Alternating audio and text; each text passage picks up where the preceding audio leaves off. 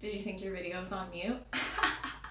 Got him. So today I wanted to share with you all of the books that I read in 2022. I only read like 45 books, which is not the best. I know there are some people on here that read like 100 or 200 books a year, and those people blow my mind. I don't understand it. And I also did lose my list of books when I moved, so I might be missing 1 or 2, but that obviously doesn't affect the overall.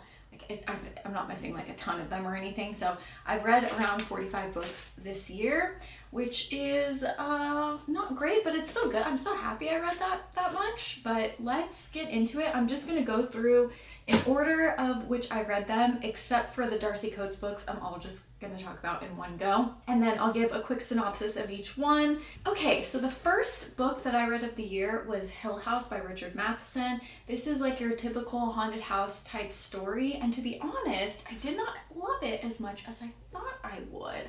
So let me know how you guys feel about this one. The next one I read was Atomic Habits by James Clear. I really liked this one. I thought it was helpful, and I am thinking about reading it again for the new year. Next up is Who Goes There? This is the novella that the movie The Thing is based on. One of my all-time favorite books. I read it every year, so I read it this year as well.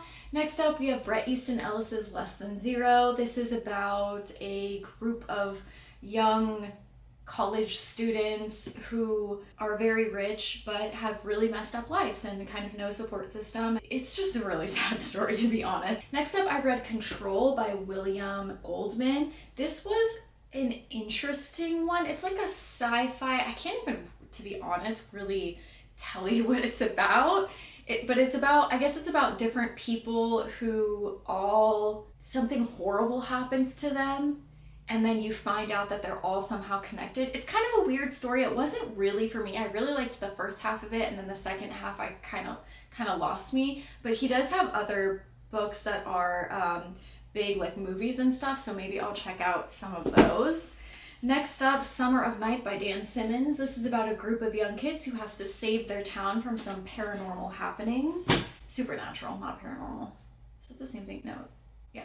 Next up, we have The Exorcism of Annalise Michel, and this is by Felicitas D. Goodman, and this is what basically the movie The Exorcism of Emily Rose is from this story. It's a true story about a young girl who undergoes possession, and there are horrible outcomes, but you get to hear her entire story. It's so disturbing, freaks me out. I also have the best books of 2022, so I'll leave that down below as well, in case you guys are wondering which ones were my favorite. Next, I have Bentley Little, The Haunted. This was another haunted house story, but I felt like there was enough uniqueness in here that it kept me entertained by it, but it wasn't like my favorite haunted house story. Next up, we have Peter Benchley's Beast. This is about a beast in the ocean. This is the same writer who wrote Jaws, of course, so it kind of has that feel to it. It was a great book. Honestly, I really enjoyed this one. Next up, we have The Meg. This is by Steve Alton, and I did a whole The Meg movie-verse book on this as well. I can leave that linked down below in case you're curious. But yeah, this was actually a really good novel. Really liked it. I love anything deep sea, so I really enjoyed that one as well. Let me grab the next stack. Okay. Oh gosh. Next up, I read Sleepless. This is by Romy Hausman. This is just a novel I picked up at Barnes & Noble unread. And to be honest, it wasn't what I was expecting.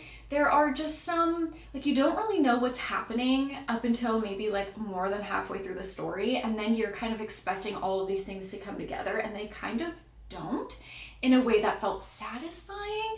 But it's about, I don't even know, it's about a girl who did something terrible when she was a kid, and then she has a friend who does something terrible, so she tries to help her. I don't know, there was something lacking for me in this one. Next up, I read The Great Gatsby. Well, this was not my first time that I had read it, but I enjoyed going back and reading it. I hadn't read it for quite some time. It's a timeless, tragic tale of unrequited love from one of the 20th century's most iconic authors. In case you haven't read that one in a while, it's a great one to revisit.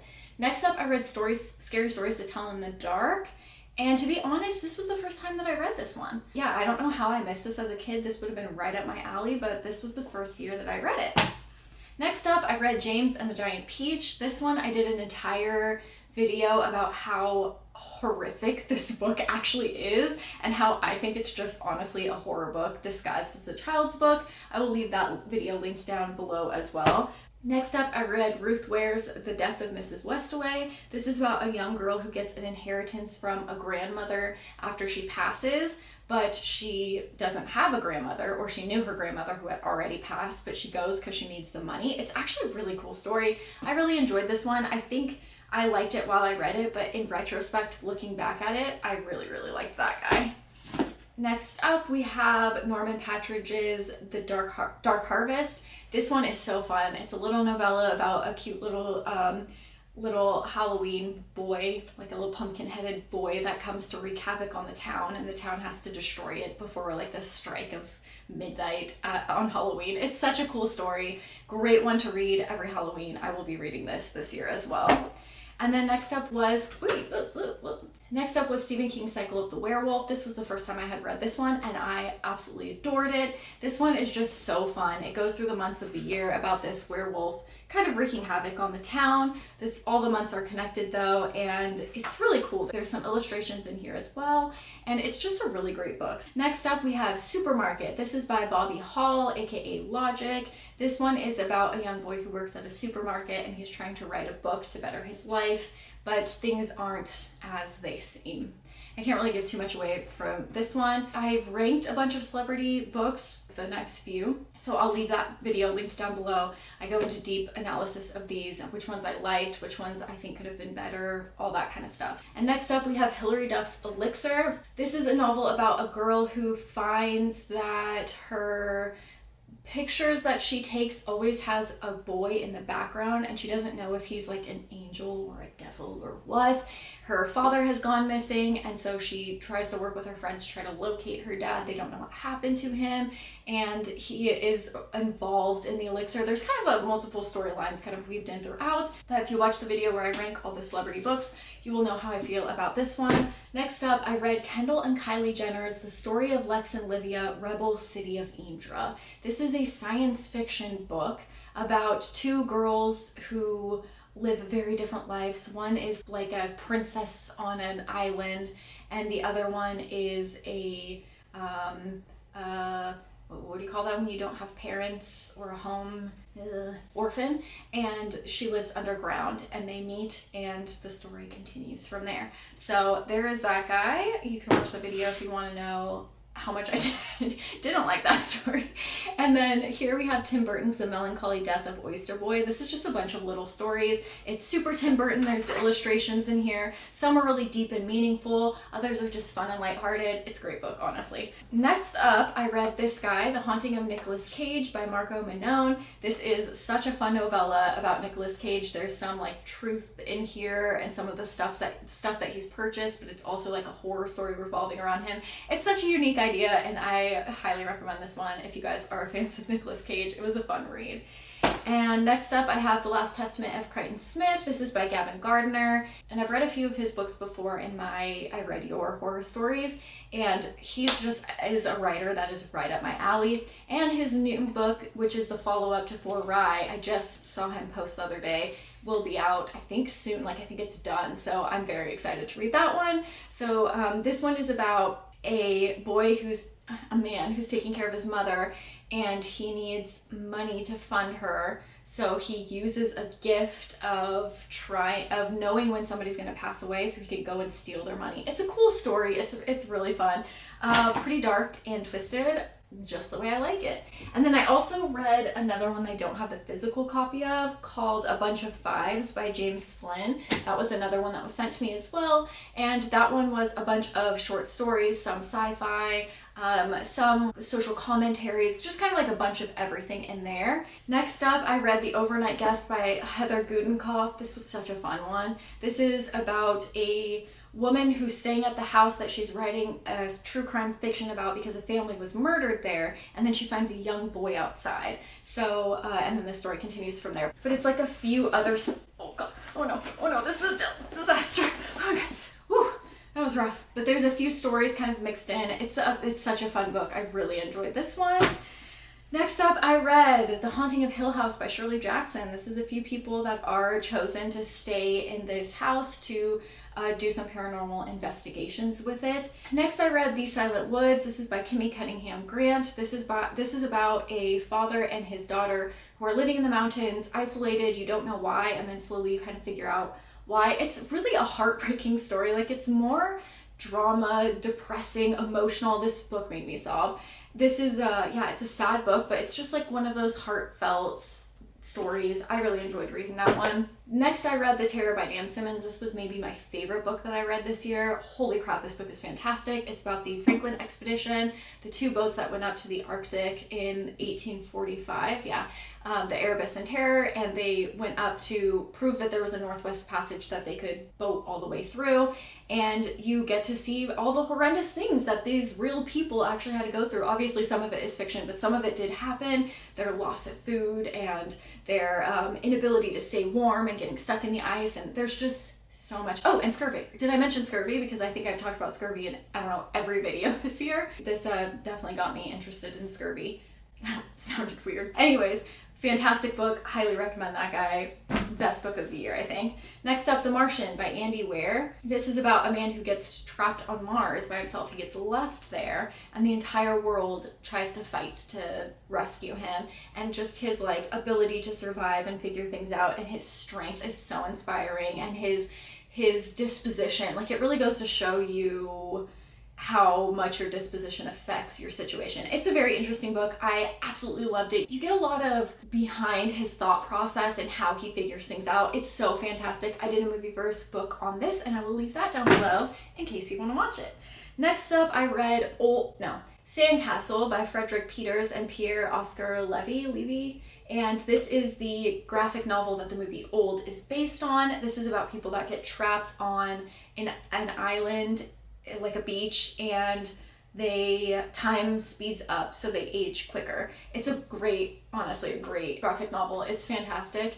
And I have a movieverse book, so I'll leave that down below in case you guys want to know the differences. Next, we have Mary Kubica's Local Missing Woman. This is about, you guessed it, my friends, a local missing woman. There's so much to this story, the reason I loved this one so much is because it kept me guessing the entire time. And I usually figure out books like pretty quickly. I kind of can get a sense of what's going on or like solve the mystery, and then I'm kind of let down by the end. That's why I don't read, honestly, a ton of mystery thriller books, because I feel like a lot of them are predictable. This one is not.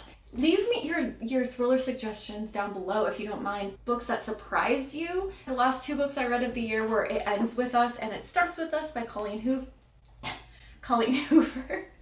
This one is about, it's about an abusive relationship, and this one's a little bit more of like a romancy type story. This one's a little bit harder to deal with, and it deals with like real life things, and I wish that I had this when I was a teen. I just wish I had this as a young adult, and I wish that I had read it. I think that it would have been really impactful for me. So that's why I love this one so much, and then I had to pick up this one, and I was hoping that it was more of a romance, and it is. So it's like a lighter, easier, fluffier version to this one. They're not like my favorite books in the world, but I really did enjoy this one. I think this one has a lot of sustenance in it that is important for young adults to read, especially if they're trapped in bad situations.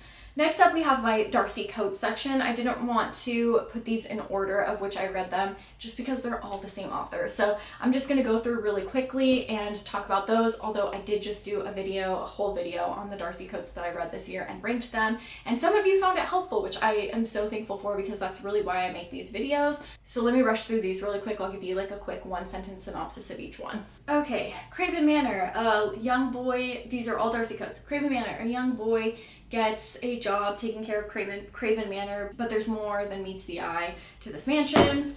The Whispering Dead, a young girl wakes up with no knowledge of what happened, and she finds out that she can speak to dead people, like she doesn't remember her past. From Below, a group of divers goes down to explore a ship that sunk 80 plus years before. They're the first ones there, and they find out the disturbing truth of what actually happened.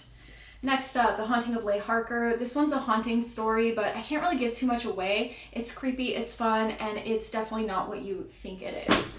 Next up, The Haunting of Blackwood House. This is about a young girl who is able to purchase a house, but a serial killer had lived there before. That's why it's in her budget, and everyone else is worried that it'll be haunted, and she's like, it'll be fine. And then she moves in, and guess what? It's haunted. But it's another one of those where it's like not what you expect. The Carrow Haunt. This is about a girl who works and gives tours at a haunted place, but she's asked to stay there for a few weeks while they do some paranormal investigating. Parasite is about a parasite who takes over people's bodies, kind of like The Thing, and like hides in them. Voices in the Snow is about these quiet zones where if you enter them, it turns humans into monsters, and it's about a girl trying to escape that and find her sister. Secrets in the Dark is the follow-up to that, the sequel, and she goes out on a journey to find her sister. This one's more of an action-based one. Dead Lake is about a girl who goes and stays at a lake house that her uncle owns, and she sees some apparitions, and so she tries to figure out what happened. And then there's other short stories in the back of that one too. Hunted is about a girl who goes missing in the woods. Her friends try to go and find her, and they find out the disturbing truth of what actually happened. Gallows Hill is about a girl who inherits a house after her parents were murdered, and it is a winery and disturbing things happen. The last book I read was PayPal, I always call it PayPal, I'm so stupid. Pen Pal by Nathan Arbach, and this one I don't have because my friend is currently borrowing, and this is about actually I can't even tell you what it's about. Just know it's great. It's a fantastic book. The back doesn't give anything away. It's just about a man who's looking back at his life and piecing disturbing pieces together of what actually happened.